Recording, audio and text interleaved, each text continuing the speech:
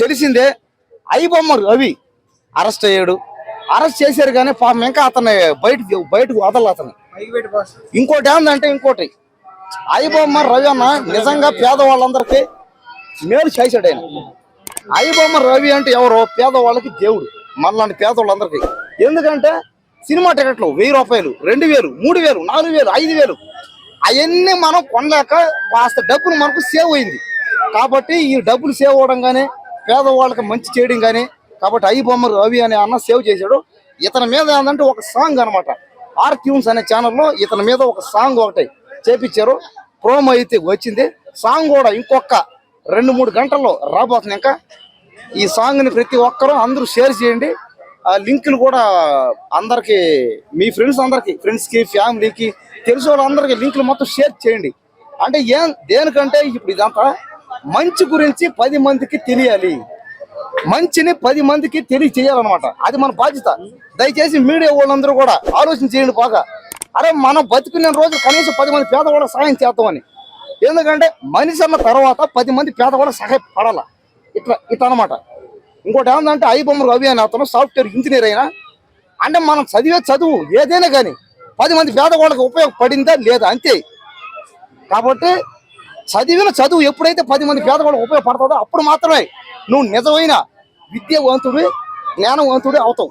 కాబట్టి ఈ ఐబొమ్మ రవి అన్న సాంగ్ని ఏమని చెప్పండి, మనం ఎన్నో పాటలు చూస్తూ ఉంటాం, పోతూ ఉంటాం.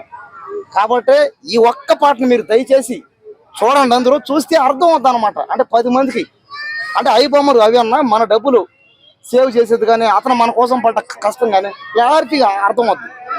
అంటే ఈ పాట నేనైతే చూసినంతసేపు నాకేమనిపించిందంటే నిజంగానే నేను కూడా అంతే కదా, నేను కూడా డబ్బు వృధా చేసుకున్నానే.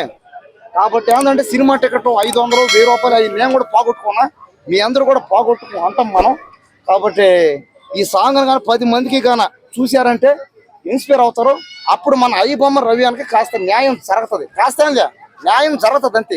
కాబట్టి నిజాయితీగా చూపించే శక్తి ఒక్క మీడియాకు మాత్రమే ఉంది. మీడియా వాళ్ళందరూ దయచేసి ఇప్పటికైనా ముందుకు రండి, నిజాన్ని చూపించండి.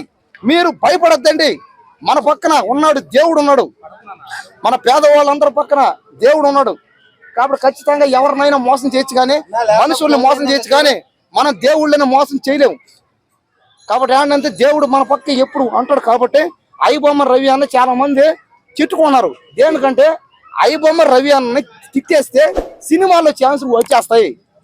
అంటే అతను చెట్టడం వల్ల మాకు ప్రొడ్యూసర్లు, హీరోలు చూసి ఇంప్రెస్ అయ్యి మాకేమైనా క్యారెక్టర్లు వేస్తారని.